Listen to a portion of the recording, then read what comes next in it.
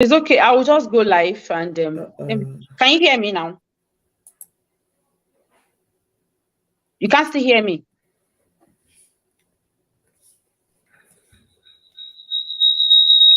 Hey. Your project was removed. I just said to the out. What is all this? Your radio was removed. Can everybody hear me? I don't know. I don't my laptop still. Audio. Can you hear me? Yeah. You can hear me? What about? Yes. Can you hear me? I can hear you. Okay. I think. But you can't hear me, ma. I can hear you. You can hear me? No, I'm asking my other. Yes. I think she's the only one that cannot hear me. Okay. But what's happening? Why can't she hear me? Let me see. Because my laptop is even misbehaving, so I'm using my phone. Okay. But you can hear me, man. You can hear me very well. No, I still cannot hear you. You still cannot hear me. You're not muted here. Maybe you mute me? Check the mic. Check if there's a mic there. Maybe you mute me. Hi, let me just address our people. Hi, good afternoon, everyone. We're trying to just do some settings. How you doing? How we all doing? I can see 2 people already in the studio with us. We're just trying to check the settings, but we are. Can you hear me? Yes, I can hear you. Yeah. Can you hear her? Can you hear the other guest? You can hear her. I heard her. Yes. So she can't hear me. Why can't she hear me? I don't know. But why can't you hear me? It's because. For me? Can you hear me for me? Yes, I can hear you. I can hear her too, but I think she can't hear me.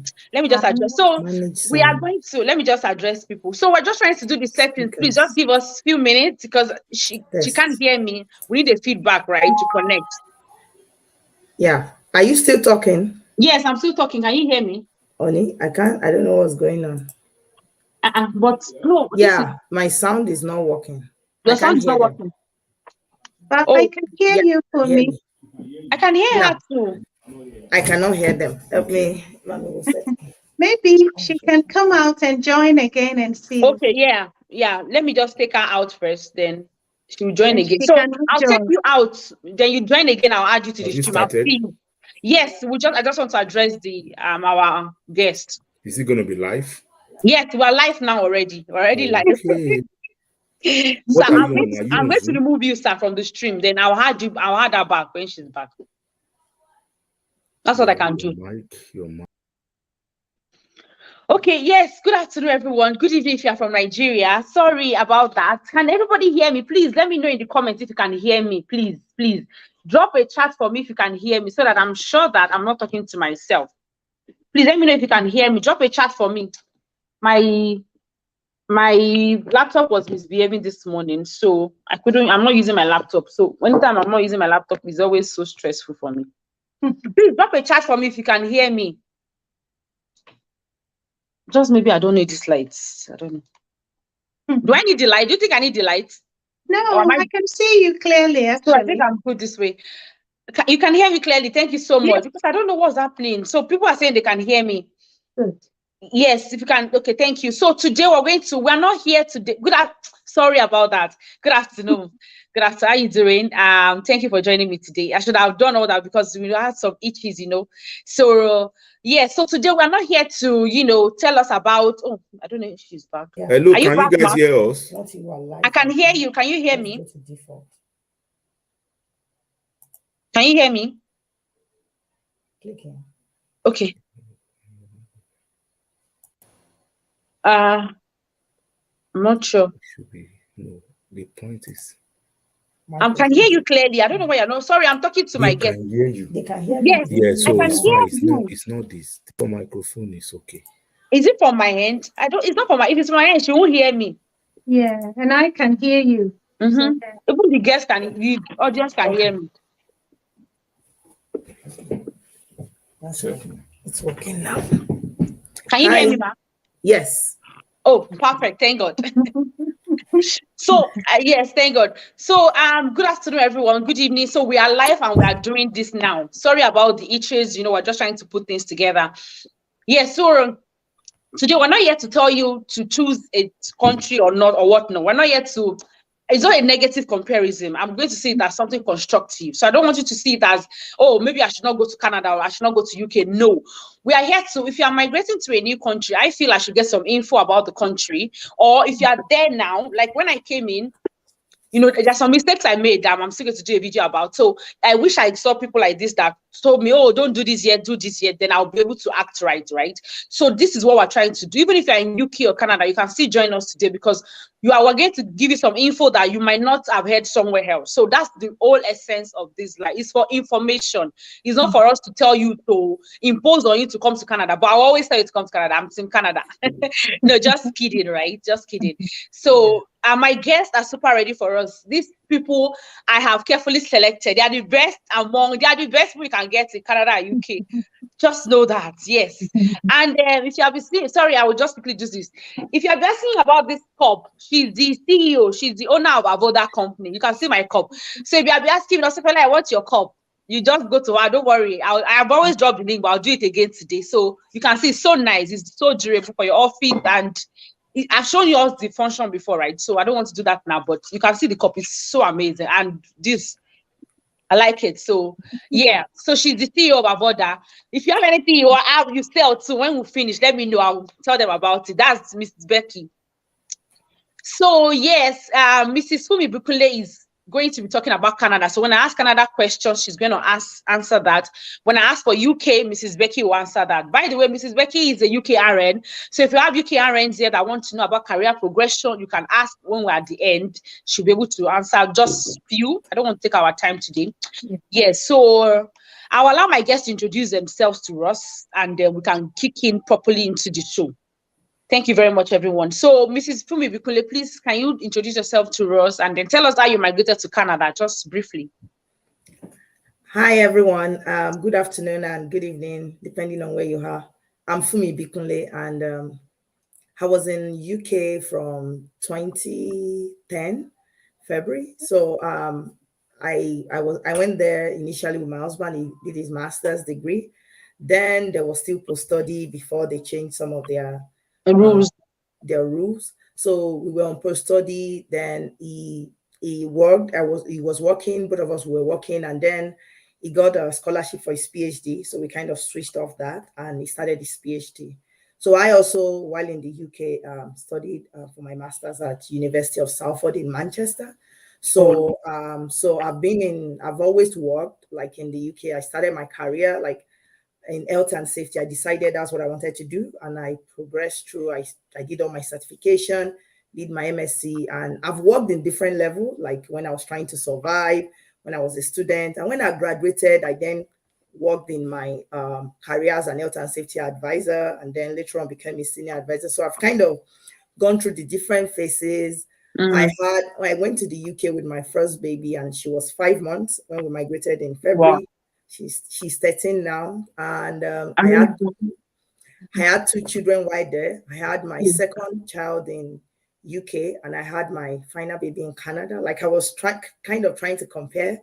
So then I came here, like my husband was still doing his PhD. I had my baby. I still went back because I still wanted us to kind of be together till we are ready to move. So I've been in and out of both, and I've kind of decided where I really wanted to be was Canada. So going to UK was through the student route, post-study, then PhD, then post-study. After that, we kind of left, still with our visa. We came here. But for Canada, I came in through the express entry route. And it was kind of straightforward for me because it was a point-based system. So we applied in 2016. It was when the point-based system newly started. We're supposed to apply, but they were like, it takes a long time. There was a time that Canada used to be 5 years, 4 years processing. So when we heard in 2015 that they are working on reviewing the process and it will be entirely online, so we decided to wait and apply for the online one. So criteria was clear, and it's like, okay, you have to do your English test based on your experience and all of that. So I put in my point, and I just tried around that, okay, with my points, with my experience and everything, what can I do to kind of help myself? I realized that if I score 9, like between 8.5 and 9 as the average in my English, that would give me like 50 point extra. So I just focused on that to work on my English test, and I scored 9. Like that, I practiced till I was confident that, okay, I'm good to go. And I scored 484 in the points thing. Yeah. I entered into the pool. So I was just kind of the cutoff. I think that weekend was about 470 something, and I was only in the pool for 3 days. We are asked to submit. Very fast. It's no longer 3 days now. 5 months it was done. So we're part of the first pioneer that kind of went into this express entry, and it's like, really, like that simple? You can be in this country and come in straight up with your PR. So we decided that in the UK, because we had gone through the student route, it was supposed to be 10 years. So based on our calculation, if we decided to migrate in 2017.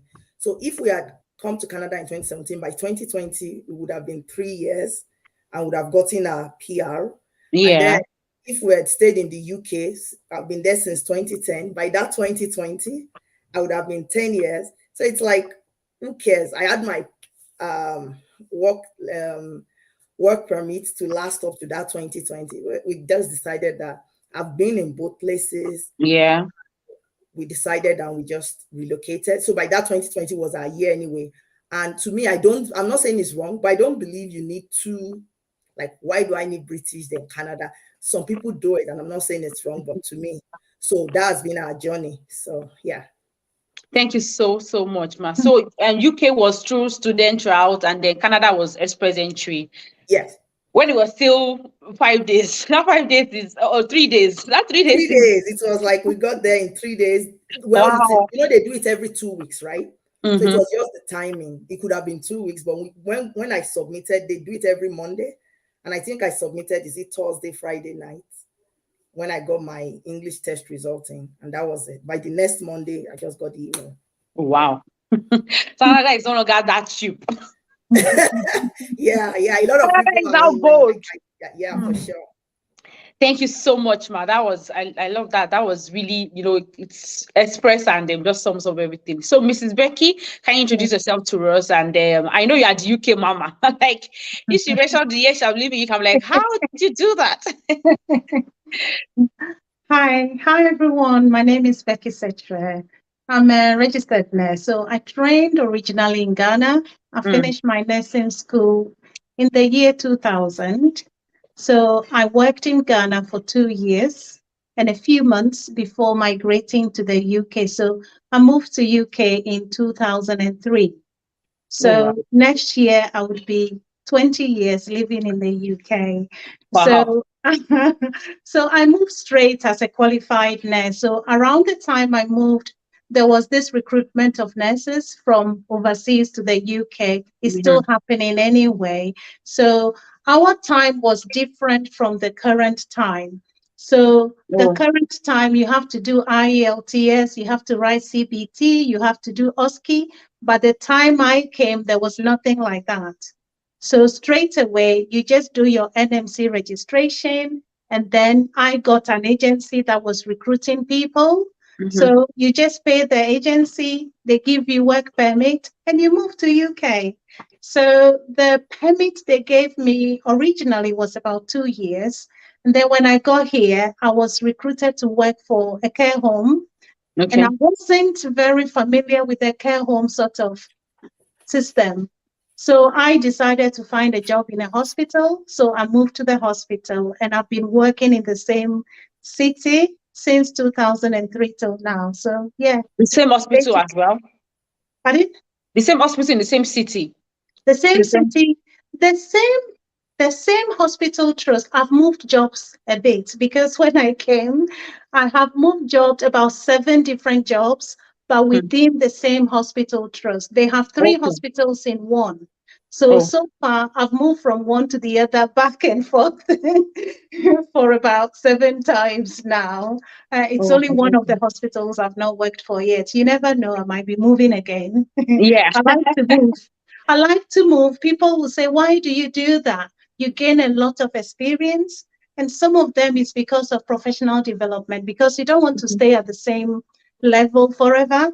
Yeah. So that's how, yeah. Thank you very much. Thank you so much. So you would start the first question. So in terms of transitioning to permanent residence, like if I want to transition, like, you know, when you go to the UK, maybe via student route or what. So if I want to transition in the UK from being a student to permanent resident and to citizen, how many years roughly does it take? And how tedious or how simple or easy would you term it to be? Okay. With the student route, I can't say, because I came as someone with a permit, so I can speak from that point of view. So Okay, right, when please. I came, because I came straight with a work permit, or if you come as a work permit holder or a skilled worker or with COS or whatever, so far as you come and start working, you have to work for 5 years to start with to get what we call indefinite leave to remain. Okay. So indefinite leave to remain allows you to go and come whenever. You don't need a visa from anybody. But I should have stayed for 5 years before I can get that, right? Exactly. And then within that 5 years, you have to make sure you haven't gone out of the UK to live more than 3 months in a different country. Okay. If you've gone to live more than 3 months in a different country, then you have a problem. And then, so after that 5 years, when you get your indefinite leave to remain, you stay for another 1 year, and then you apply for citizenship. So I think I got my British citizenship around 2009. So that's 2003 to 2009. That was when I qualified. Yeah, so that is how it works in the UK. So it takes 6 years for you to work continuously, live continuously in the UK to get your British citizenship.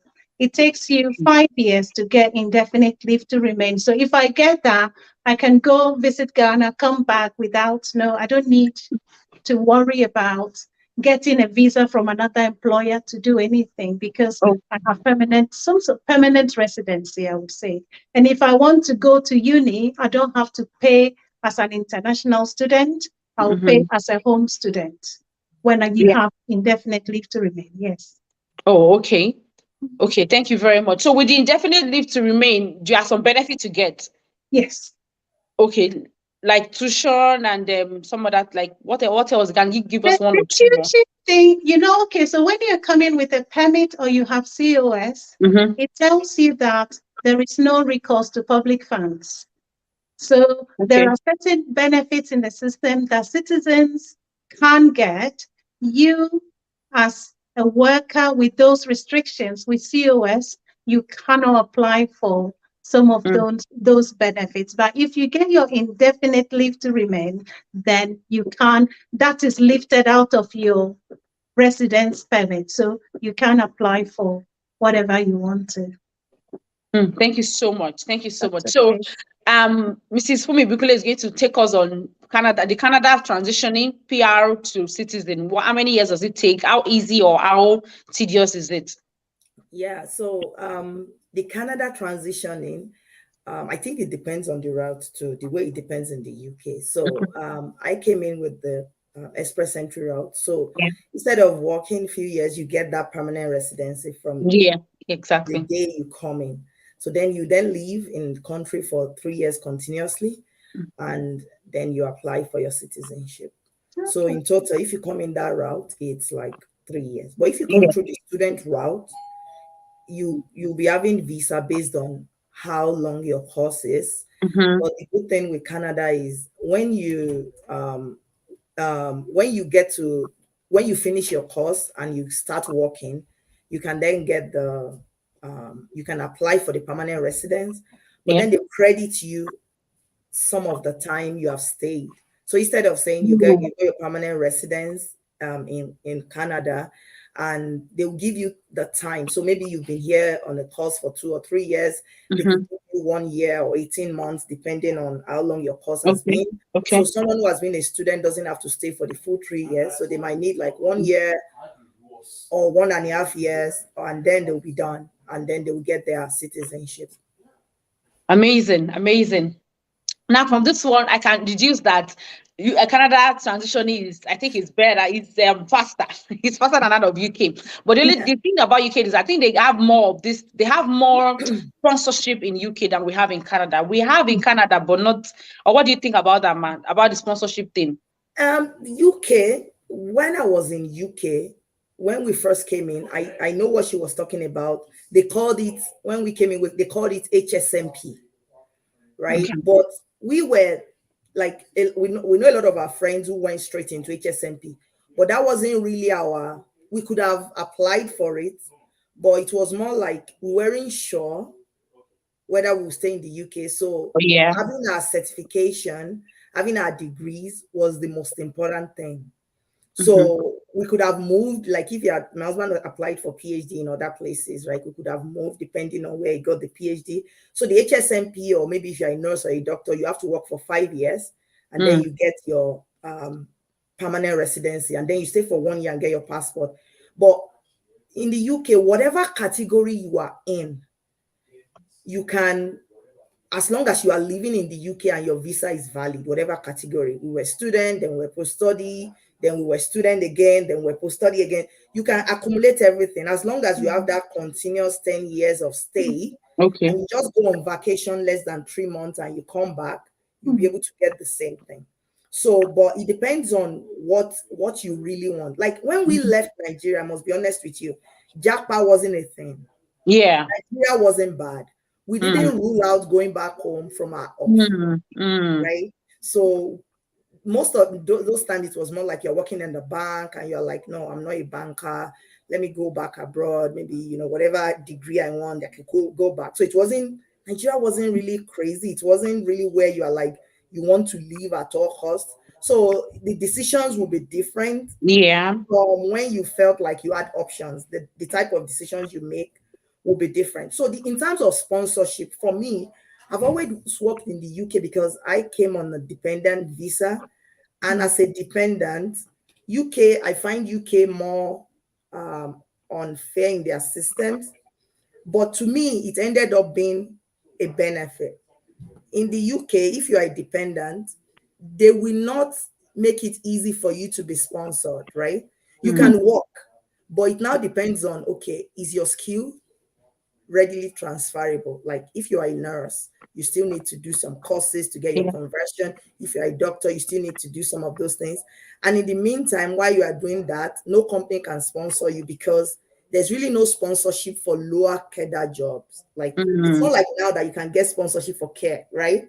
Like it wasn't like that then. So it's not like you have to sit then and decide, okay, what do I want with my life? What's my career path? And then that I decided what I wanted to do, because in the UK, as you progress in your career and you get better, you get certified, there are jobs. And when you qualify for these jobs, it will be fine. You won't have any issue. But as a dependent, there are some restrictions then. The immigration things changes so rapidly. But then as long as you get a job and the company thinks you are fit for them, then they were still in the EU, they have to advertise the job for 28 days to ensure that nobody else qualifies before they consider other people. So then what you do is that you make sure you are qualified. You go back to school, you get your certification, you get the best. It's more difficult in the UK getting lower level job. It's easier getting the top senior jobs than back in the day. Oh, okay. They have to advertise for 28 days, right? So, and anybody in the EU, anybody, like if it's just a job that is the criteria, entry criteria is easy, then it's easy to get.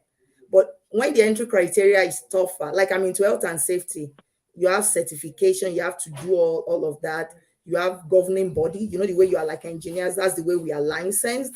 So with that level, I had to join IOSH. So with the IOSH, I had to do everything I needed to do. So if you are not IOSH, maybe if they say they need a chartered member of IOSH, you can apply for the job. How many chartered members are in the country? Then getting jobs become easy. And then even without applying, so that was my experience. But now people are more because healthcare workers can get sponsorship. Yeah. Thank you very much, man. Thank you so much. Yeah, so I think I'll add her to the stream when she's back. Maybe she went to fix something. So let's talk about childcare. Yeah. Childcare, family dynamics, family life balance. I'm particularly interested in childcare because even if you are moving to a new country as a single person, you would still. Oh, Go on oh my again. God. Sorry about Sorry that. about that. Yeah. Yes. So even if you're moving to a new country as a single person, you would still need childcare. You would need to know about family balance, family economy, and everything that goes around it. And even if you're moving with a child, you still need information because your child might just be 2 months, and other people's children are 15 years old. So they have the knowledge you do not have for you to go through. So we are going to be talking about childcare. Mrs. Becky, you're going to start that. Tell us about childcare in the UK, how the family life balance. So briefly, I'll talk about my own experience. So when I was coming to the UK in 2003, I had a baby. So my daughter at that time was just under 2 years when I was leaving. And because so she's 21 years now, she's in university. So when I was leaving, the question is, I'm going to a new country. I don't know anyone. Can I go with my baby? No, I couldn't. So I had to leave her behind with my mom, and I had a house help at the time. So my mom and the house help were looking after her before I came. And I had to manage and settle. After 1 year, I went and I brought her back with a dad. They came together with a dad. And my advice to everybody is if you're traveling on your own, I would not advise you to travel with your child if you're going to be starting as a nurse or a student. Even as a student, I've had a student who came. I met her at the bus stop. She was crying. She has 2 daughters. She brought with her from Nigeria, and she's having to go for lectures. She's having to drop the kids off. Who picks them up? What would you do? How do you manage it? So my advice to people most often is if you're coming, come on your own, leave your family behind for at least some 3 to 6 months, or even if you can manage 1 year. When you settle, when you know the environment you're going to live at, then you can bring them with you. If you have the money and your husband wants to come with you or your wife wants to come with you and you have the money to pay for your accommodation and everything, that's fine. You can do that so you can support each other. So when my daughter came, for us as a family, what we decided was one of us was going to do night shifts, the other would do day shifts. So the one who is on day shifts will look after the kids at night, and the one who is on night shift will look after the kids during the day, drop them off at school, pick them up, and then we meet each other at the door. You know, one is coming in, the other is going out. I The know. only I know the only time maybe you have a family time is if you're lucky and you don't work weekends, you're all at home. My job, I work 9 to 5 now. So weekends I'm home, holidays I'm home. So we are all around at weekends. Because if you don't do that and you want to depend on childcare, you cannot afford it. All your salary would go into childcare.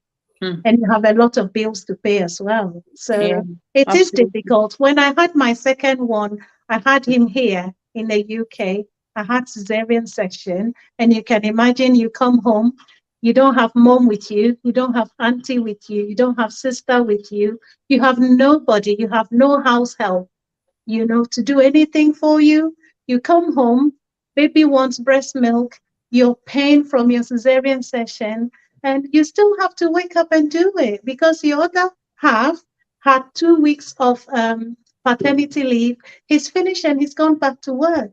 You're alone with a baby at home and you have to manage. We learn to do everything. Whereas back home, you have mom making all the fufu and the soup and the bar and all those things for you, jollof rice, light soup and everything. And you all you do is breastfeed your baby. You don't do a lot. You have them washing, bathing your baby. But overseas, you have to do it yourself. You know, so that's what I can say with you know. Okay. Thank you so much. So, Mrs. Fumi Bukele, please answer in relative to Canada and your experience with childcare. Yeah. So I think I would just to put some I'll share my screen so that way we can put it into context. So looking at my screen here, you can see I'm going to compare like YMCA. So you can see preschool YMCA, and from what she's saying, that it can be very expensive and even unaffordable. The childcare in Canada and UK is the same. So if you look at the prices, it's about $1,000 per month. And before this new government scheme even here that made it $25 a day. So when I moved, I looked at the childcare. I had to pay childcare in the UK for a while because personally, I just felt my own decisions were kind of different. Like, we might be moving. That's always been my thought. And I feel like in the first few years of a child's life, I believe they need to learn some things that will help them later in life. But I find it that it's much more affordable in Canada versus the UK. The prices are exact the same. So if you are to pay $1,000 a month in Canada, you'll be able to find it affordable. But if you have to pay $1,000 a month in the UK, it will almost be impossible. So if I'm to go to like YMCA Canada daycare fees, so that we can kind of have the details, it's the government now is like, if you look at it before it became this $10 a day, you can see on their website that it's showing the prices are similar. Sorry, ma, that $10 a day, is it because me? I don't think I've not seen. Yeah, but what I'm saying is that the government is just starting that. Yeah. And based on income. But normally, my youngest now is older, but when I came here, I've known about YMCA since the UK. I put her in YMCA. My two younger ones were in YMCA, and my daughter was in after school club there. And their prices are kind of similar. So the government is now talking about some, $10, $20, like $500, kind of that range. But when we came 2017 to 2020, before COVID, we were still paying like about $1,000 per child. So childcare here, the conversation is different. The conversation in UK, it's more like, what can I afford, right?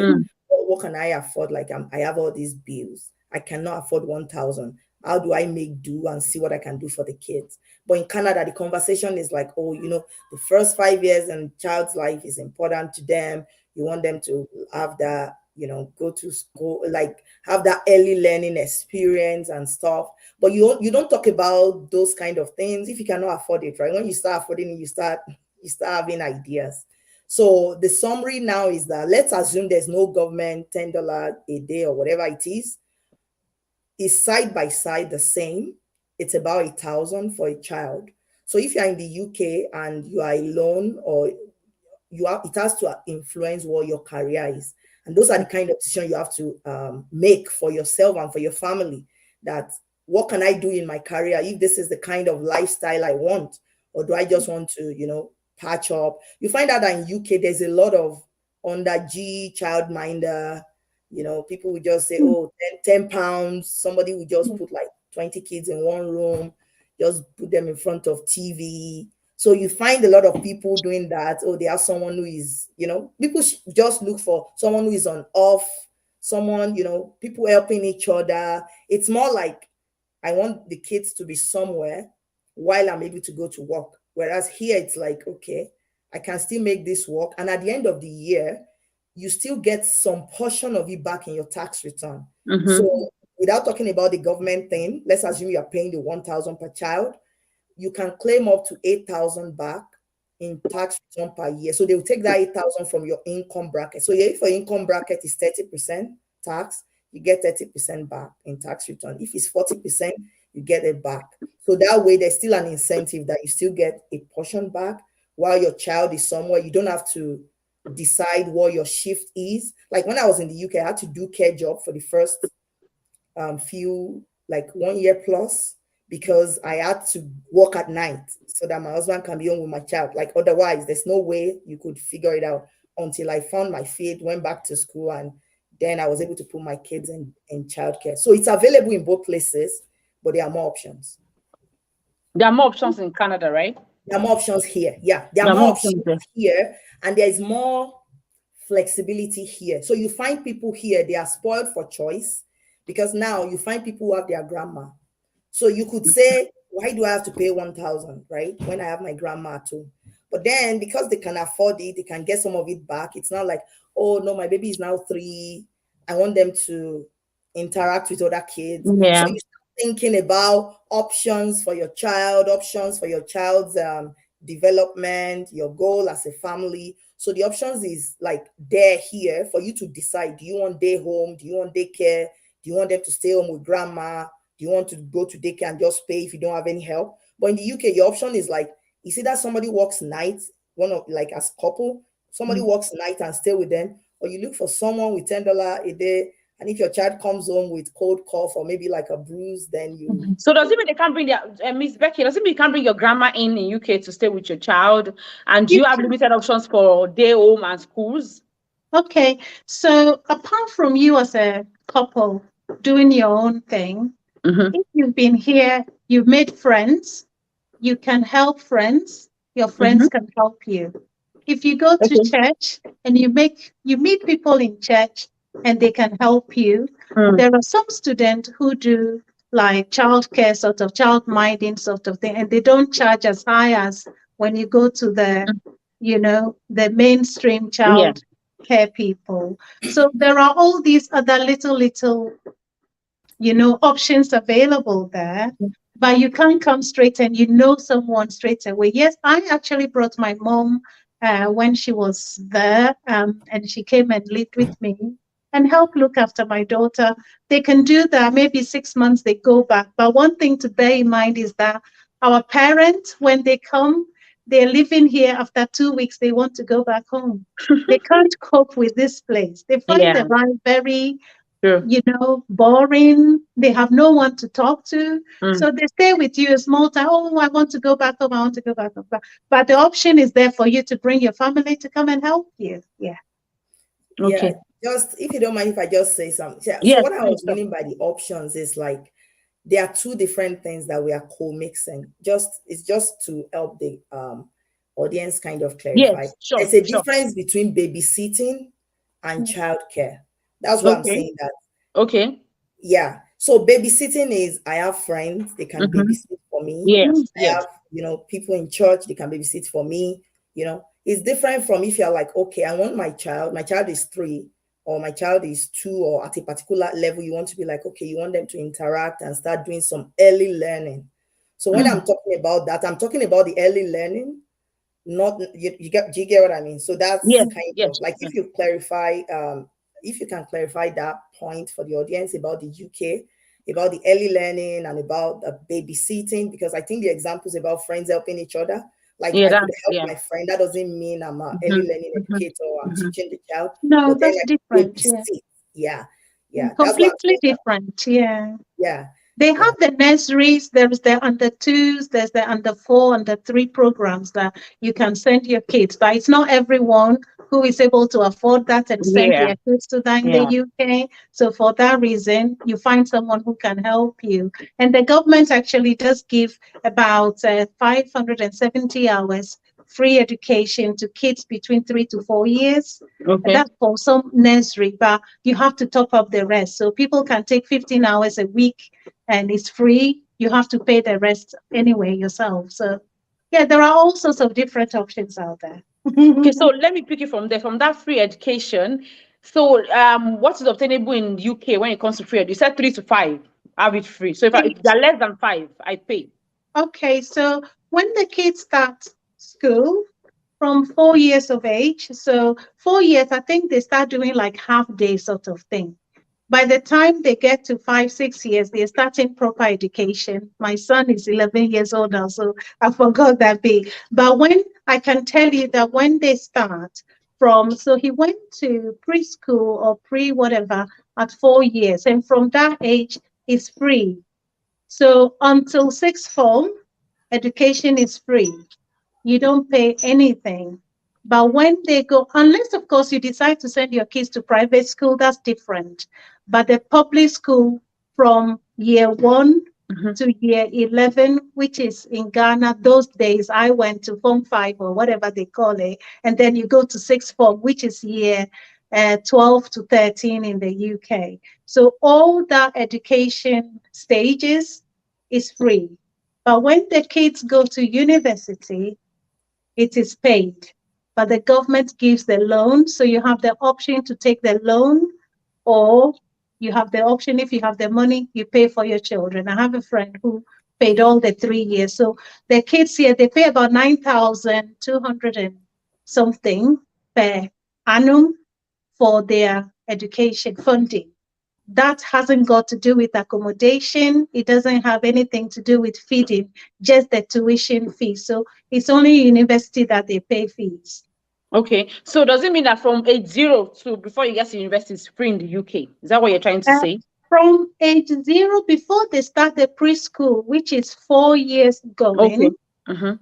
So between 3 and 4 years, the government gives you some hours free, and you have to top up the rest. So you can decide that I'll just send my kids to school for that 3 hours a day for 5 days. You can do that, which is free. Or you can decide to top it up and pay a bit extra for the nursery so they can be away for full time. So you can do that as well. But when they get into main school, that's the primary school, it's free. It's free. No, I still don't get something. And I don't know. Maybe I should explain here a little bit here. So I'll share my screen and correct me if I'm wrong. I had my kids in the they were young. My baby was 5, and so I had also 2 younger ones there. So in Canada, we have something called ABC Head Start, like in Edmonton, right? So and this is what UK has. Similar, Canada has the same, right? So like ABC Head Start is when a child turns like around 2 years, 8 months to 5 years, 6 months, they believe a child should not stay at home, right? So let's assume in Canada, a parent decides not to take their child to childcare. Like they have been using babysitting option. Babysitting in terms of help with friend, help with by mom, grandma, or things like that. The government believes, like from research, 0 to 5 is the most important learning time for the kids. So in UK and Canada, similar, right? They have this program that when a child turns 3, from around 2 years, 8 months, depending on their month and when they will start school, like they will go to school for half-day preschool programming. So in the UK, is the same. It's available. So they call it nursery. So if you've done babysitting all this while and the child is 3, they expect that when they are 3 years, they should go to nursery, maybe 3 or 4. School in Canada, school in UK from 5 years. That's when school starts. It's free. Like for the most part, it's free unless you take private education. You can go to private school, but free options are available from 5. But from 0 to 3, there's nothing. It's babysitting option. So if you want your child to learn at that time, in Canada or in UK, it's about 1,000 a month. Like I've shown before. So when the child turns 2 years, 8 months, or 3 months, let's assume you've not paid 0 to 3. The government expects that the child to have the best start at 5. They should do a few hours a week. So which is about that 15 hours. So, and that is what they call Head Start, ABC Head Start.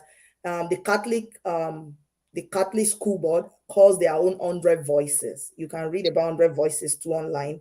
So it's for a few hours a day that a parent could take their child to, not paid. So in the UK, if you have been paying for preschool, like the 1,000 a day, then they will deduct the fees for that 15 hours for you, and then you pay the rest. But for a stay-at-home mom or a stay-at-home dad or a parent that somebody works night shift or day shift, when your child turns 3, you can take the child for 2.5 hours and come pick them. That way they have some learning before they are 5. So that's the difference. Thank you very much. Thank you so much. As I said, does that explain it right, Miss Becky? Miss Becky, are you here? She's asking. I can hear you. Sorry. Yeah, Does that explain it right? Like That with the does, UK that system? does. Yeah, Yes, Yes, that's right. because that my does. kids did it in the UK too, so I understand what you're talking about. That's right. Yes, Yeah. I was struggling to really understand it, but now I do. Yeah. So, so Mrs. Becky, for childcare, how much is a woman entitled to for childcare in the UK? I don't think you're entitled to anything at all, as far as I can remember from when my Like kids childcare, were. do you have anything like childcare benefits in the UK? They have child tax credit. They used to be child benefit, but once again, if you've come to the UK, you are new, you haven't got indefinite leave to remain, you are limited Mm, to whatever you can apply for. So you have to be careful what you apply for. mm, But mm, mm. with child tax credit, I think if you're working, you need to check, correct me if I'm wrong. If you're a working couple, I think you can get child tax credit, but you need to check on the government website to see if you're eligible for it. Child benefits, no other benefit at all, because the visa we come in with at the start says no recourse to public funds. So you would be contributing into the system, but unfortunately, you can't apply for some of the benefits until you get your Indefinitely to remain. permanent. Yeah, that's right. Mm. So, what is obtainable in Canada, ma?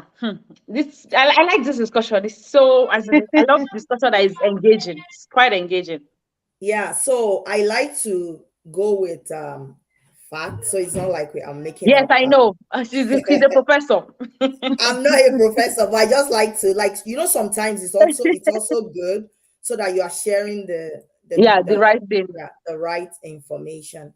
So she was talking about tax credits in the UK. So in the Yeah. UK, I think you can get up to 3,480 to 2,935, depending on the age of your child, which works out about around £20 a week. If you are now a citizen, not indefinite leave to remain, when you get your citizenship, because so we were in the UK for 8 years, we didn't qualify for anything. For Canada child benefit, for students, if you come in the student route, you won't get anything for 18 months as well, because you are still until you file your first tax, and after 18 months you qualify for child benefit in Canada, and it's income based. So so it's now based on the number of children, their amounts they give, and it kind of reduces So after as the income so goes after up. the 18 months as a student, I can get something from. Yes, you get the same thing based on your income. Okay. After 18 months, you file your tax, then you can apply like everyone with you would have done a tax return. So with your tax return and the net income, they'll give you the bracket and what you qualify for. So the payment for Canada, I think it's up to about 500, depending on how many kids you have. Their ages. I think when they turn 6, the amount kind of reduces. So Alberta, using Alberta, because Canada is kind of big, I'm going to talk about Alberta. We live in Alberta. So for this year, like from July to June, there is Alberta child benefit that the government gives. This is also different from the federal, they call it CCB. So all of this is based on your income and the number of children. Like you can see here, it's saying this is the amount for first child, second child, third child. So there'll be a family size. So let's say you have 2 kids. So that's family of 4. There's a cap.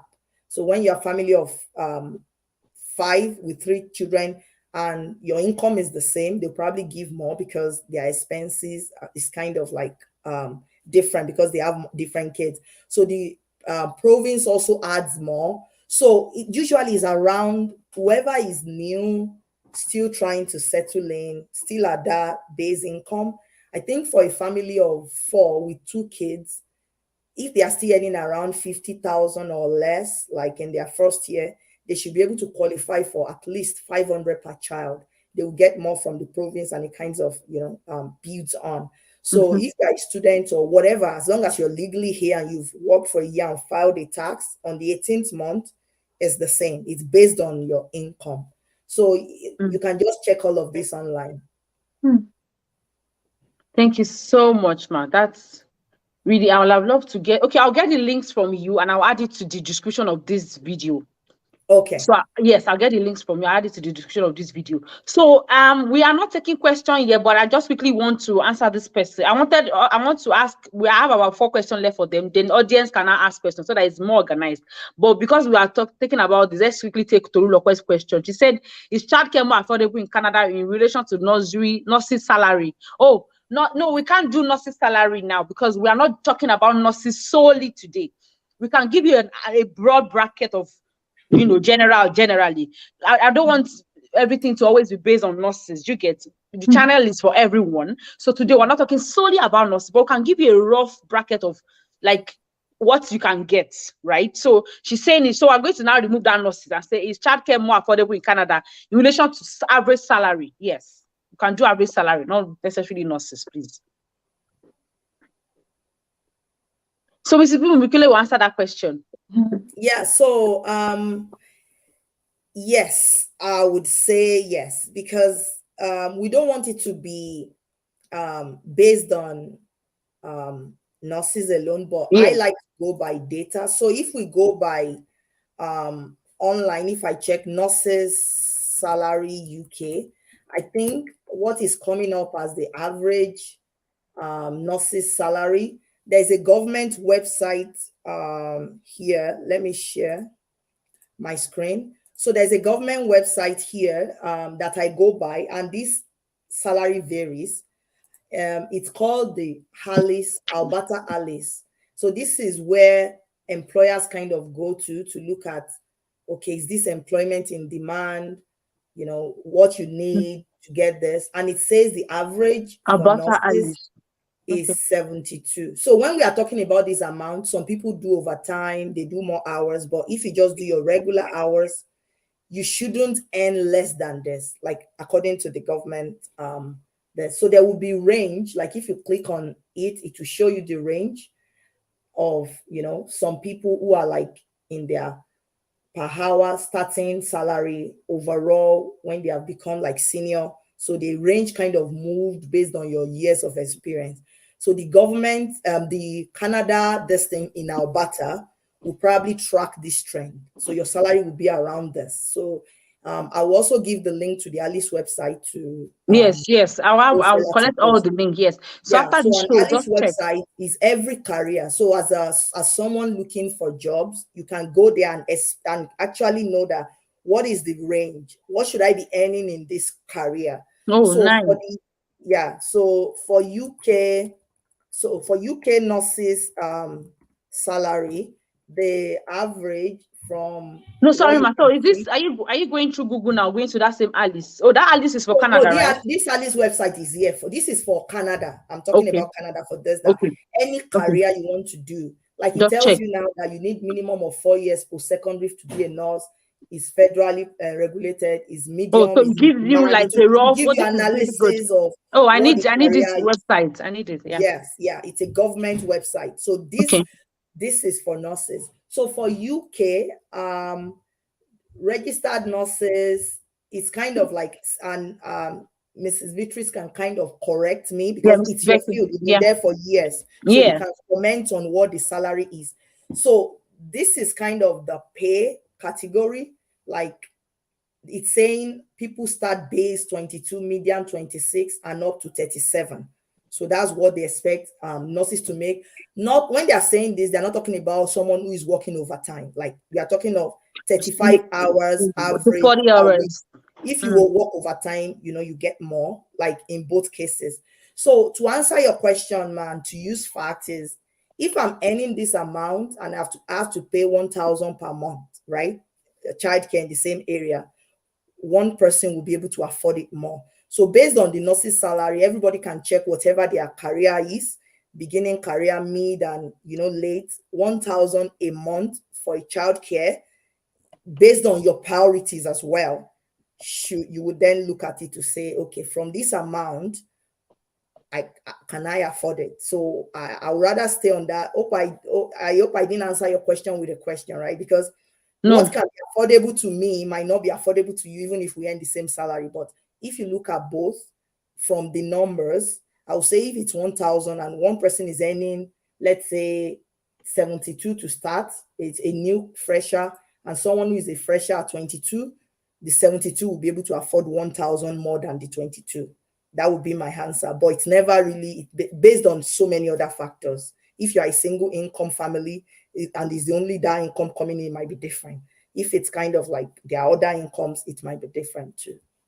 Thank you. Yes, thank you so much, ma'am. But above all, from what me I can deduce from the sorry about that, from the discussion. So look, I'll say yes to your question about Canada affordable, as in childcare affordable in Canada. Because remember when I started the live show, I told us that it's not about convincing you not to go to a certain country or migrating somewhere. It's about getting information. So yes, when I'm talking about childcare, because I live here too, I've not lived in the UK, but from the information I have, I think I prefer the childcare in Canada and what we can get, because in Canada now I'm 3 years in Canada now, almost 3, because not 3 years, almost 3, and I'm entitled to my CCB. I started getting my CCB in fact from when I had my first son Zion. I was barely a year in Canada.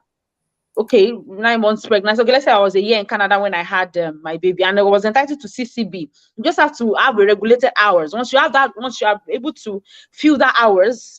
In fact, it was usually 400 to 600, but during COVID, government lowered it. So when I came in, it was around 100 to 120. So if you are done 100 to 120 hours in Canada, you're entitled to your CCB. Because I've not done up to 500 hours there, but because of that COVID time, they lowered it and I was able to qualify for CCB. So it really helped me as a new person settling into Canada then, because I had something from the government to, that's my childcare, because I hadn't done a lot of job. So if I was comparing to the UK, that means I'm not going to get that because I don't have my indefinite leave yet of indefinite leave of absence. What did you call it? Indefinite leave to remain. Indefinite leave to remain. Sorry about that. So I don't have it yet. So I'm going to maybe think about my options, right? I might probably just say, okay, I don't want to have a child yet. It might have informed my decision not to have a child yet. Oh, I don't have money, which is true because I just came in. Let me just work for some time before. But for Canada, one partner can say, okay, let me start working. Let us try and build our family. Let us try and have a child now, since we have government. Not like you are relying on the government per se, but it can also inform your decision to have your child at that time. Like, okay, let's just try it for one, and then we can support ourselves with that. So it's just information session, and I hope we really get that. So somebody asked the question, a person said, what are the requirements for a public health? I don't know. If you don't know, if you cannot answer it now, it's okay, Miss Becky. So Miss Becky has a YouTube channel, please. What's your YouTube channel name, ma? It's just Becky Setre. That's it. Nice. Okay, your this name, right? Yeah, put it in there.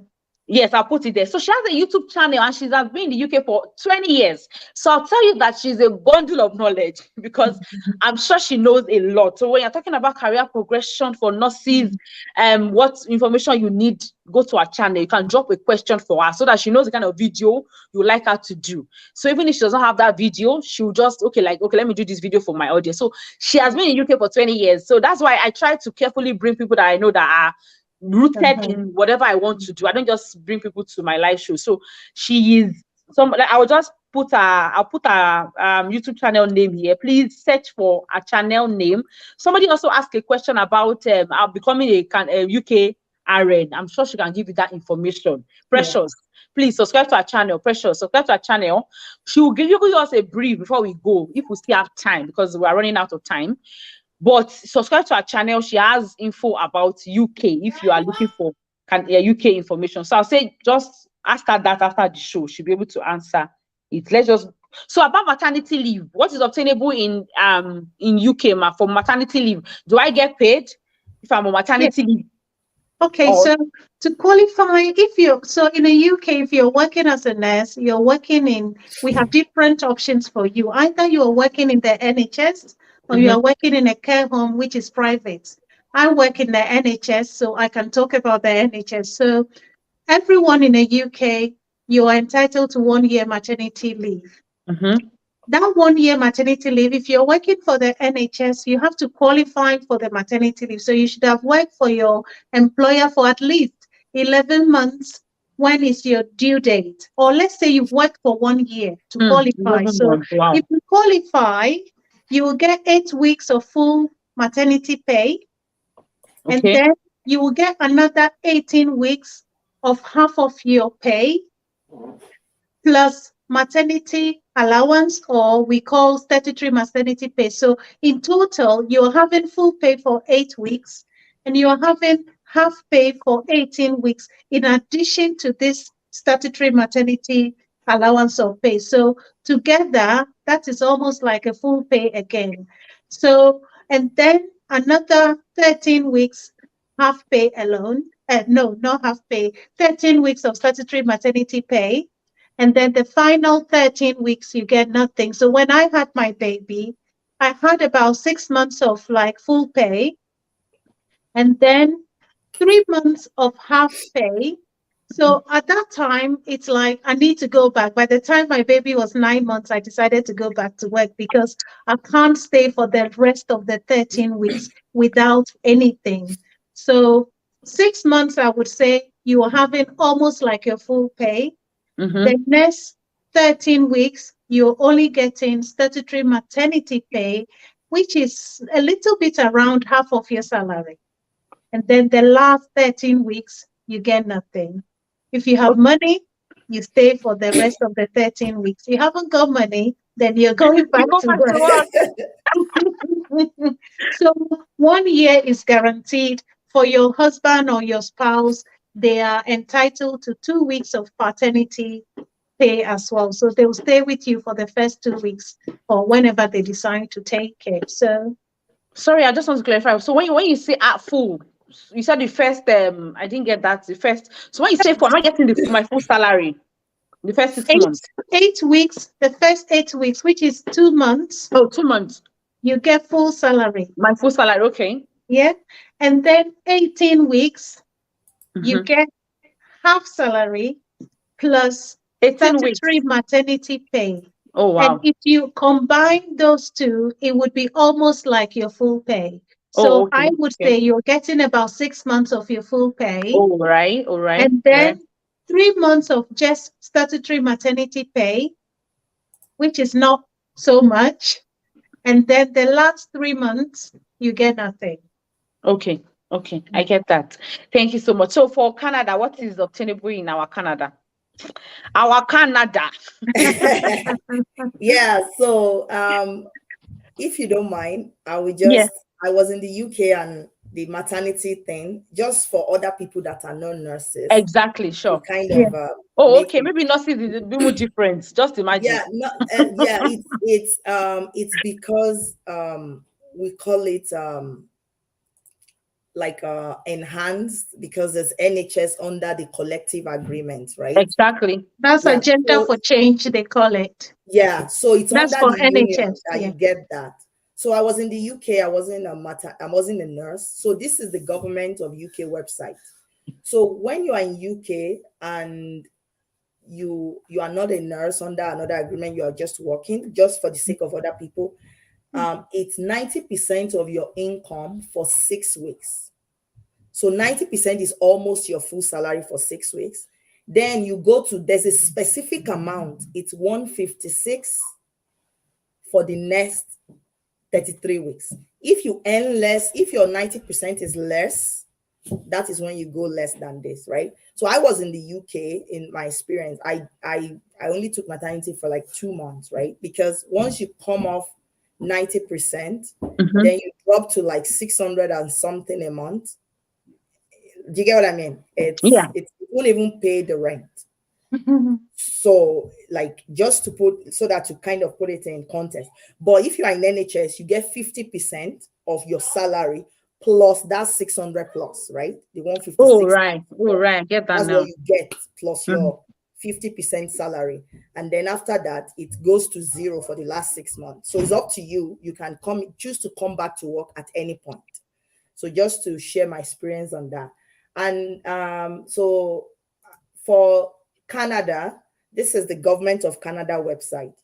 So you can have 2 types of maternity leave.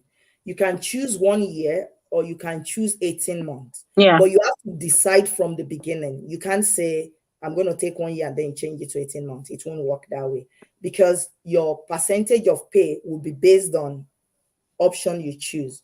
So if you are in Canada, for example, and you choose the 1 year route, you get 55% of your income up to 638 weekly.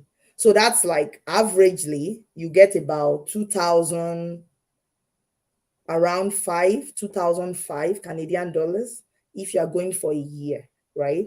But if you go for 18 months, they will divide that same amount. Instead of, they will multiply whatever you're supposed to get by 12 divided by 18. Then it becomes this 383 per month.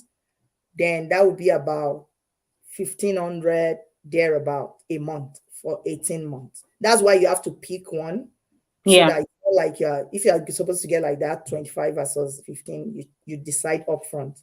So that's the way the Canada one works. So and so it's just, so you would have to then calculate, and in both places it's up to you, right? You can go back at any time, like whenever you feel ready, you go back to work, or whenever whenever the maths work for you, you go back to work. So the difference here is that some people, when they go on mat leave, because this is now their income, then automatically maybe they are earning a certain amount and they couldn't qualify for some benefits, right? The minute they drop to this maternity pay, they then qualify for more benefits, and then they get more CCB from the government and all of that to kind of prop it up. And when they go back to work, everything will adjust again the following year. Thank you. Amazing. Thank you very, very much. Thank you very much, Mrs. Becky. Thank you very much, Mrs. Fumi. This is, I like sessions that makes me to do several times.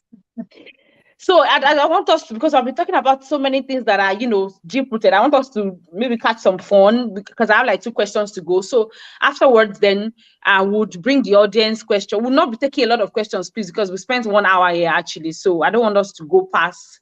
I don't want to keep my audience. Mrs. Becky went to work. I just had to. She just did it for me. Like, let me just come for her, because I know how tiring can be for her. So culture shock. What culture is it? Culture now. I'm trying. Culture shock. I can't pronounce it together. I don't know why. So which one did you experience in the UK when you got there? Like, this was not happening in Ghana. So I just want us to then say those for Canada as well. So what did you experience as your culture shock in the UK? For me, I wouldn't say culture shock per se. I would say about the weather. I'm from Ghana. Ghana is a warm country. I believe it's the same as Nigeria. Yes. In my whole life, I've just stayed in a hot country. Suddenly, I find myself in a country where, oh my God, I arrived and it was in the winter, February. It's one of the coldest months in the UK. And so you can imagine. So that for me was the difficult thing to cope with and to get used to it. I still feel cold. It doesn't mean, I know Canada is even more cooler than UK, but those were the things. And then at the workplace, finally, as well, back home, we give some titles to people who are older than us, ma, auntie, uncle, things like that. At the workplace, you work with doctors. Back home, you have to call them by their name, doctor. But over here, your manager says, I'm Sharon, that's it. A doctor tells you, oh, I'm John, just call me John. So I found that very difficult to start with. But as time went on, I became used to it. You meet an old person coming to your clinic, you go outside and you call them John. John this, John Smith, this, and then you think, oh, am I this one calling this old man by their name? John, I can't try that. Without even saying Mister, so that's some of the things I found a bit, but I'm used to it now. Yeah. So what was it for you? I know you had lived in the UK, then come here. So we have to talk about your experience when you moved to the UK from Nigeria. I think that's where you are going to explain your major culture shock. So the culture shock thing, for me, it was the lack of support. Like my first few weeks in the UK, I had a 5-month-old baby. The first 3 months of her life, I never even bathed her. It's like you were lounging. So many willing aunties, mom, mother-in-law, everybody is like. I can imagine. So it was that old, everything's staring in your face, how you have to juggle and everything without having family around. You have, even when you have family, like I have cousins, I have uncles, everyone is busy. Everyone is working. Everyone is kind of trying, like nobody has your time. Like they love you, but it won't be like that. That was the shock for me. Like you are on your own. So yeah. So in terms of relating with people, I find that all you have to do is study and understand the British and really learn their body language. Really learn the smile that disappears quickly. You understand what I mean? You smile, it's courtesy. British people are very courteous, very, very like cream and proper. They are English, like culturally. Like I lived in the UK, like I lived in Leeds, I lived in Birmingham, I schooled in Manchester. I didn't live there. I used to kind of short too, and I lived in Scotland. Scottish too. Their culture is also like, you just have to understand each culture. Like Scottish people are different from English. The one of calling names and all of that. But once you understand their norms, it's easier for you to kind of fit in. You understand that it's the expectation. You have to understand their body language, right? Like not looking into somebody's eyes means you are guilty or you are hiding something or you are lying, right? So you have to learn that. But in our back, like from Nigeria, like I'm not sure if it's applicable to in Ghana, as a sign of respect sometimes, like you don't look into people's eyes. So, but once you learn and understand that and behave that way, so that you are not misinterpreting things and you don't say sorry for what you have not done, right? As a nurse, right? If you are saying sorry, I heard of someone who was in a big problem. She was looking after this elderly woman, home care, and I think the woman passed away and she was crying. She was so attached and she said, oh, so sorry and all of that. And they felt like maybe she has done something and it was an error that the woman died. Get what I mean? So once you kind of understand that, it's easy because 80% of the population will probably be similar culture. But coming to Canada, it's a melting pot. Canada is the whole wide world. So you be in your workplace, everyone brings their little culture here and there. So there's kind of like a unifying thing for us. So I won't call it a shock. I would just call it like it's more laid back here. Okay. The way everything is interpreted to the letter, because you are trying to come in and learn the British culture or maybe the English culture or the Scottish culture and the way they do things, because they are very traditional people and they have their ways of doing things, right? In the UK, you open the door for someone. When you know someone is coming back and coming behind you, if you let the door go, it's really rude. Do you get what I mean? Like it could become, if you do that, it could become a topic in the team meeting, like in the next 5 minutes, that your colleague is coming behind you, you let the door close. But here, things like that don't really make different meaning because everyone has their own different interpretation to different things.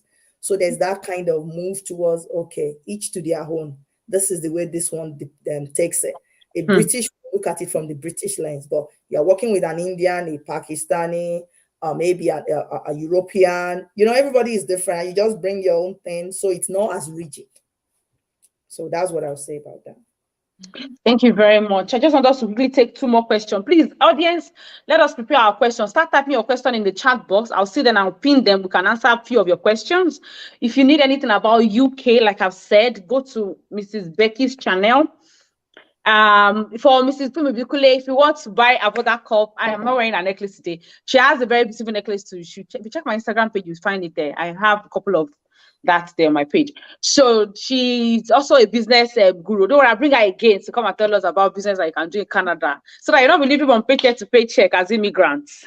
So I'll look for her to bring us to the channel again. So let's talk about the minimum wage. What's the minimum wage in the UK? Like the minimum that you can earn. This is not about profession now. Okay. What is the minimum wage? Yeah.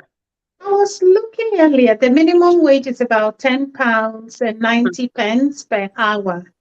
Okay. And actually, for care assistants or support workers, that is what they're supposed to be offered anyway. About £10 and something per hour.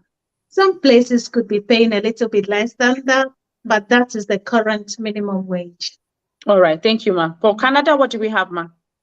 Yeah, the minimum wage for Canada, it varies. It's $15 in Alberta, but Yeah, I'm it proving. kind of depends on which province you are in. And this Exactly. link here has everything. So Alberta, BC, Manitoba is 13.50, New Brunswick. So it kind of moves around. Nunavut is 16 for minimum wage. So many places, like during COVID, kind of move things about. Like this is still the official, but ever since oh, sorry, I wasn't sharing. Can you still see Yeah, this? I was going to say, Oh, yeah. sorry. So in Alberta, this is 15 BC and all of that, right? So, but during COVID, places like Walmart, places like McDonald's, like they increased their minimum wage, and those are mostly seen as minimum wage jobs, right? They increased to $22. So even though this is still on paper, I'm not sure, like, yeah. So this is what we have on record by the government. So, yeah. Thank you. Thank you so much. I'm on a call. Please. Yeah. Okay, thank you so much. So let me see. If you have questions, please drop your questions so that we can take few of your question. Audience, if you have question, please start dropping your question in the chat box. Ask us about UK, Canada. Sorry about that. I'm using my phone. Don't know. Yeah, phone is falling. I have an anger for it, but because I'm also charging, I can't use that. Yes. So are there businesses in the UK that new immigrants can do? Like they can engage in? Are there businesses they can do? Because, you know, if we are going to base ourselves on just salaries here alone, then we might have nothing to save. Most time when you, except you are earning, and for you to earn so big here, you must have advanced in your career, in the economy that you are, you know, placed. So I wanted to ask, are there businesses for new immigrants to engage in or do in the UK that people have been doing and have been successful, or new ones that you feel they can try? For me, as you know, I'm not that much of a business person, but Okay. the only thing I can say, if you're a professional, one way you can get extra money is doing overtime or engaging in agency work. Nurses, some nurses who are able to do agency, they make a lot of money out of agency work. So that is an option. If someone maybe coming from home knows how to do hairdressing, you can do that as part-time. This hair I did on my hair, how many days ago? I paid £50. £50 just to fix this, excluding the weave or whatever the crochet they did. So if I've done that 2 hours for someone and I'm earning £50, it goes in my pocket. So there are little things like that. And there are a lot of online businesses people are also doing. It's just being creative and finding out what you can do. People are into YouTube. You buy your phone, you get your ring, whatever, light and all that. Some people are, it's just sharing your experience. Yeah, some people are making it. Some people, it takes a long time to get there. So it's just being, you know, smart. Driving, people go into taxi sort of things. Uber driving these days, food delivery things are going on. Even those who can cook, you need to get their food safety certificate and all that anyway. But people cook from their homes for other people and charge a fee. So there are lots of little things. Those are the little things I can talk about. But for people who are business minded, there are a lot of things, you know, there are a lot of opportunities out there, but it's just finding it yourself. All right, thank you so much. So I was going to quickly ask, so for someone that, because I know that in Canada, if you are going to, for people that make hair for UK, can they also register their business? Because when in Canada, if you take the money like by hand, you are not going to pay tax on it. I just want to bring the tax variation for our audience. So if you take the money by hand, you're not going to pay. But once you register the business, you have to pay taxes on it. But if I decide that I want in the UK, if I decide that I want to, sorry, this thing keeps falling. If I decide that I don't want to register my business, I want to continue, you know, taking my money by hand. Is there any implication in the UK? unless you don't get caught. Your neighbor doesn't report you. Maybe your neighbor doesn't report you that that's true. this person has been doing this hair business in their house. That's true. Because there are people who do these things in their homes, or they come to your home and they come and do it and go. They take the money. Nobody knows how much they charge you. True. But so far as you register, is ideally you should, so that you can pay your taxes. But people have different ways of working, and how do you know what they're doing in their home unless somebody goes to say, True. But tax is a big problem. If you are evading tax, you can find yourself in big trouble with the law. All right. So for Canada, what is obtainable, ma? What are the businesses you can do? In both places, you are supposed to pay taxes on whatever money you make, even if you if you earn tips and all of that. It might be difficult to track, but the day you are caught, like it's a problem. Yeah. So in Canada, in US, even if it's tips, right?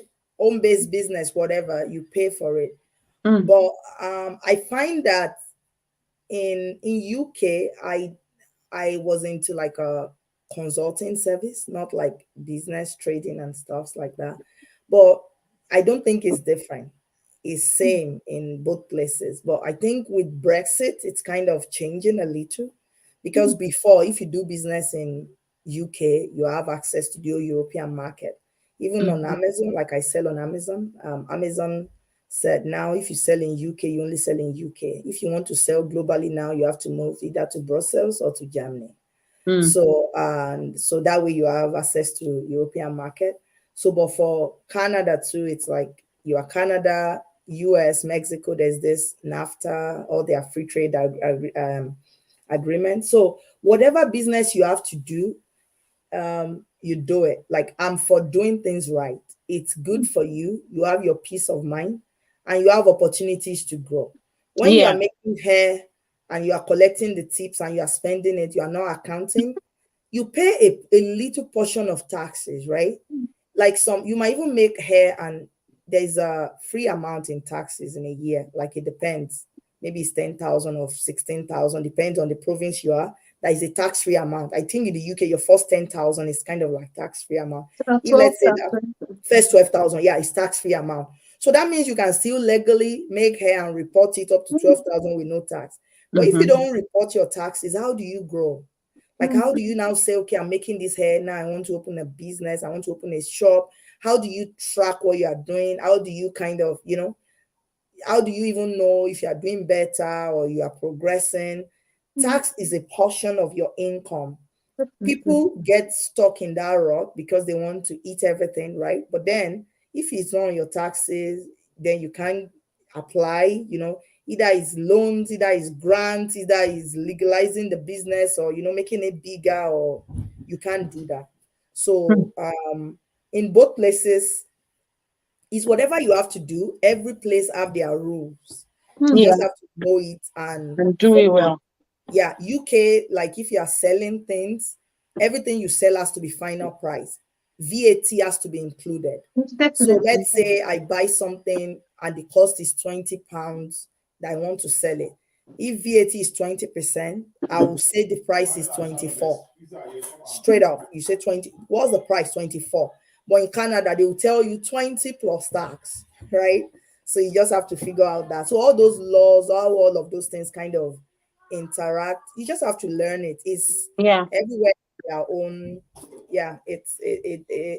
Everywhere has their own pros and cons. If you are doing a business with Nigeria, for example, UK is closer for importing and exporting. Is not as well compared to here. We have longer to ship things in. But on the other hand, if your business is importing, exporting cars, then Canada, even though it's far, is better because the car is ready to use. You don't have to be switching, tampering with all the mechanics to switch from left hand to right hand, kind of. So it depends on what you're doing. Everywhere is okay. You just have to know how it works. Yes, thank you so much. This is an insightful section. So this person says, we're going to leave soon. Which route is easier for someone to relocate to Canada, and how do I go about it? Well, we are not talking about Canada relocation today, but I'll just answer that. I don't know. I didn't know if my guests are prepared for that. So I'm just going to, because I do a lot of these things, so I'm going to just give a brief response. So Canada has over 100 immigration pathways. The one that suits you, what I tell people is the one that suits you most is the best route. Mm-hmm. And I came through spousal sponsorship. So that was one that suited me at that time. And that's the best route for me. And I got my PR when I landed there immediately. So what I'm saying is you have to just look at those routes, see what I don't know if Precious is it. I think Precious is a nurse. So for then schooling is another one that I know is universal. Going through the school route is universal for UK, for Canada. Once you, most people would usually give you admission if you go through the right process, right? So from admission, you can, for UK, you have to stay 5 years and all that. For Canada, it's very easy for you to cross to becoming a PR after you go through your school route. So you can see me in my DM, but we also have a program coming up because I am not an immigration consultant. I tell people that I think I'm Mrs. Bikunle's team and in some, because I like fat and figure. That's why you cannot see me coming to tell you about how to make hair when I don't know how to make hair. But I can easily go to Google and learn how to make hair and come and tell you that this is how you do it. But I'm not doing this thing. I'm not doing it like practical. I like to be very practical. So I won't come to tell you how to make hair when I'm not doing it practical. I don't like going to Google to just go and get information. I want to bring people that knows this thing out there. So I have an affiliation, or let me say like a collaboration with an immigration consultant here. She's Canada Direct Pro. You can check out on Instagram. I refer people to her a lot. So they say, oh, no, Sefela, consultation fee is $250 per hour. That's a lot for us. So I went to her and I told her, what can you do for my people? So she's doing at 100 USD for nurses and everybody that is interested in Canada immigrations that need extra information. So if you think you'll be interested, send me a DM on Instagram at Ife_Ofela. And we can talk about that. So I am not an immigration consultant, but you can check my channel. I brought her to the channel before, and then let me block this person dropping comments here. I brought her before, and then she has, talked about a few of them. So you can check that video out. I'll pin it as well. So if you have other questions, then let me know. But if you are talking about immigrations to Canada, join that session. Send me a DM on my Instagram and you can join that session. It's 100 USD or $75,000 and 75,000 naira, sorry, if you're paying naira. So that is that. So Precious, for nurses, there are a lot of routes. You can see me in my DM, we can talk about a few, or you join our class. So, but we're not talking about immigrations per se today. So any other question about UK, Canada? Not really immigrations, please. Not really immigrations. If you want that immigration class, you can come for that immigration class, because we didn't prepare for immigrations as much. They just living expenses, their life generally, and that's what we prepared for. Let me see. I think I have one question. If you don't have a question, I'll just ask them my final question and then we can. So are there bills that immigrants should look forward to, or taxes that they must pay if they are moving to the UK, like bill and taxes that is a must, even that you must pay for UK? Okay. Is so in the UK, I can only say from my experience, and it depends on what sort of accommodation you're going for. So rent is one of the things everybody needs. We all need a place to put our heads. So you definitely will be getting a rent. There are different types of rents. Some of them are shared accommodation, where they tell you that all the bills are inclusive. So you just pay one amount of money and that's it. If you rent a place, you rent a 1-bedroom flat, 2-bedroom flat, or you go for a mortgage, it depends. So where I live is our own property, and we pay about £950 a month for the mortgage. Apart from that, we pay what we call council tax. So council tax is a tax which every household has to pay. And that amount of money is used to do things in the community, like rubbish collection and to sponsor all sorts of things in the locality or the local area. So for our house alone, we pay about 200 and something. I can't remember how much, £220 per month for our council tax alone. And then apart from that, you're paying your electricity bill, you're paying your gas bill, you're paying your water bill. If you have TV in the house, you pay TV license. And then if you have like telephone, you pay for that.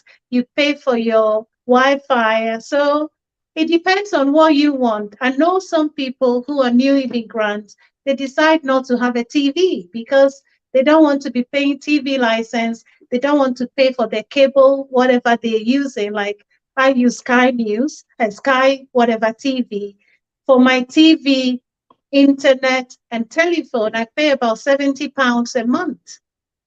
So that is just for that. So it depends on what sort of amenities or things you use. But the things that you cannot do without would be water bill, gas bill, electricity bill. You need those things in addition to council tax, depending on what sort of accommodation you have rented. So basically, those are the gist of some of the bills you should be looking forward to. And Thank you very taxes, much. you can't avoid tax. When you're working, your employers are taking it from source before it gets to you. So Thank you so much. No So, worries. but that TV license is funny to me. It even includes if you use the internet now. Like if you use the internet, you have to pay TV license because they said TV is broadcasted online. Is that in Oh, Canada? wow. In UK. You pay? Like if you separately? have internet. Really? Even I if don't you pay choose- that. I pay only the TV license, and then for my internet, unless of course it's a different service. No, what I'm saying is you said some immigrants, when they are new, they choose not to have TV so that they won't pay TV license. I said that doesn't work anymore because if you don't have TV, you can only escape TV license if you don't have internet. Oh, Because internet now you can use YouTube on your computer. true. So And you now have to from pay. YouTube you can watch Wow. news. So as long as now TV license is tied now to internet, not the possession of TV. Oh, It wow. kind of changed around, I think maybe 2012, 14, around that time. Because before, when you buy TV in the UK, they take your address, it goes straight there. So they switched from, if you go to Argos, you get the bill straight. We heard you just had a TV. They changed to once you get a subscription. So let's say you have an internet subscription, they tie your TV license to that subscription instead of TV purchase. Yeah. Wow. So I think somebody is asking if OET. I don't think OET is accepted in Canada. Omar, do you have any idea, Mrs. Ifumi? OET, I think OET is for UK as a proof of English. I know we have CELBAN, we use CELBAN here and IELTS. Yeah, I think OET is for UK. Yeah, it's IELTS here. And just for people to know as well, IELTS is two types. Like there's the one for, doctors, nurses for their exam, and the one for immigration is general. Yeah. So for immigration in Canada, you have to do the right IELTS. Yeah. So Mrs. Becky, OET is for that you use OET in UK, right? Yeah, for nurses or doctors do OET as well. Yeah. Okay, and then they do IELTS as well. Okay. IELTS UKVI. Yeah. UKVI IELTS is for care assistants or senior carers. If you're applying as a nurse, it would be IELTS academic. Oh, amazing. For nurses. But things are changing now. The NMC have consulted, so they're changing a few things, and we can talk about that in the future. Yeah, sure. So OET is not accepted in Canada, Precious. It is in the UK. If you are going to do immigrations, IELTS general. If you are going to do, because I've written academic, I didn't have to do general because of course of the route I was using. So depending on the immigration route you also use. That's why I said I am not a consultant. So when you meet with a consultant, an immigration consultant, they will tell you what is peculiar to you and what route that you can use, because Canada is not like UK. You can do Canada yourself, but I found out that it takes time. It's not like Mrs. Mibikule's time that is 5 days, 3 days. You're in the pool, they call you. It's no longer like that. So you need expert guidance. If you think you will need that, send me a DM because I think we have like 15 people already. We wanted 10. We have over 15 people already in that group. So we might be closing it soon. So if you're interested, let me know. But OET is not for Canada.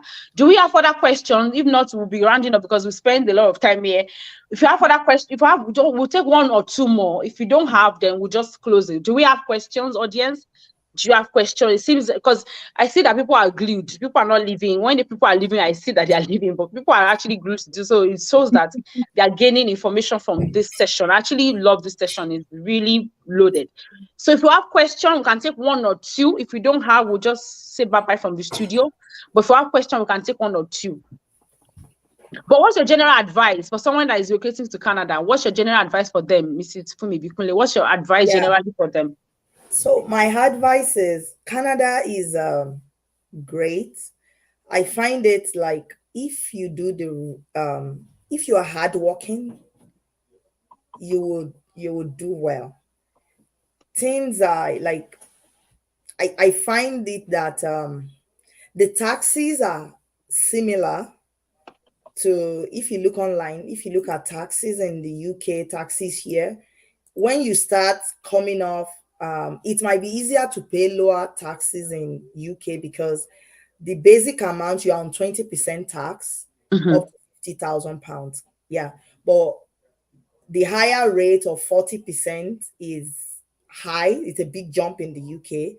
But in Canada, just make sure you know the taxes are it's kind of more in different levels.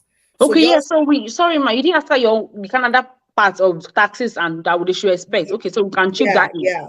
So in Canada, the taxes are kind of like, if you look at it on surface level, it's kind of similar. So if I'm to share that about Canada taxes, it depends on your province. So and I'll share this link as well. So this is kind of, we have federal system. All the links. So we have the federal system, we have the provincial taxes. So like for the federal taxes, it's like 15% of your first, and you know it goes in that level, 50 to 100, 100 to 155 in that level. And then every province too has their own extra, and it kind of moves. So the total taxes is kind of like similar across. But if you look at the UK, it's that's what I'm saying is similar. Between 12 and £50,000 is about 20%. But UK has something called national insurance. So sorry, ma, can you give us that slide again? So if I earn Canada. No, UK. The 20%. So if I earn from £50,000 to £150,000 a year, I'll be thinking of 40% of that total amount, right? To pay on tax. Yes. Yeah. And then you pay what is called national insurance on top of that. Oh, wow. So the national insurance is for things like healthcare, I think, and pension. So that's what national insurance is for. But it then goes higher as well, because as my pay goes up, I find the national insurance payment bothers me more than taxes, right? Because that is what takes a big jump bite into, like when you start earning over, can you see, when you go over 9, 6, 7 a week, then the national insurance is a bigger slap, of which when you look at the taxes, the bracket is wider. You'll still be on the same bracket, like kind of. But in Canada, it's kind of, the tax is the tax. It's the same. There's nothing else that tax on. So in UK, you pay property taxes, like she said, and that is for police, fire, and the local schools. In Canada, we call it, in UK, they call it council tax. Yeah. In Canada, it's called property tax. Yeah, property it's the same thing. But the difference is, when you are in UK, everybody pays council tax, whether you are a tenant or a landlord.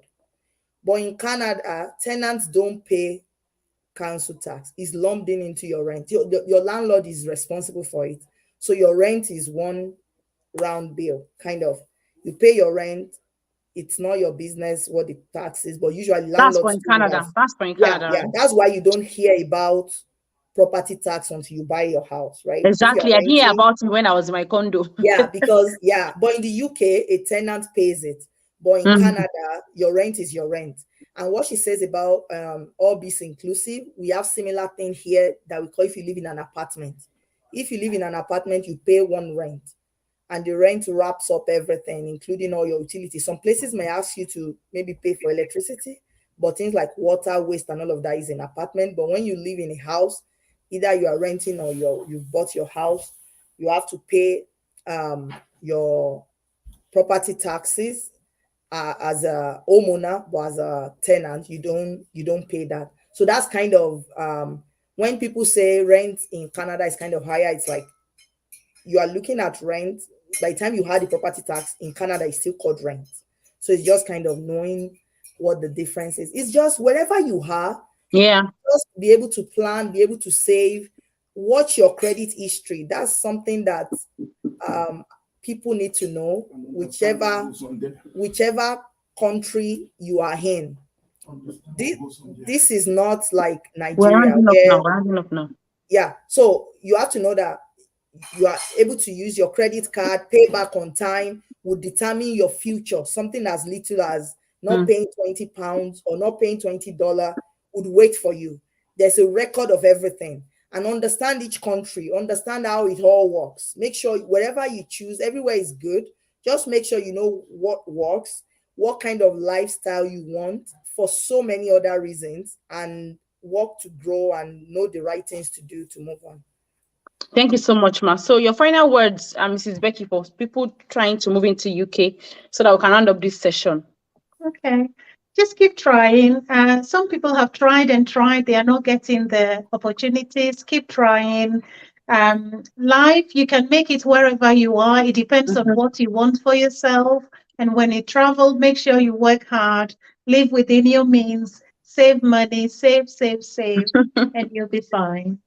Thank you so much. I really enjoyed the session. Thank you so much for coming. Thank you, Mrs. Fumibikule. Thank you, Mrs. Becky. It was an insightful session. I love it. Thank you so much. Thank you so much. So thank you everyone that joined us. I don't think we have any, I've not seen questions, so I want to assume that we have been able to trash a lot of your maybe questions or your doubts or something. Yeah, I think we did justice because the questions covered a whole lot.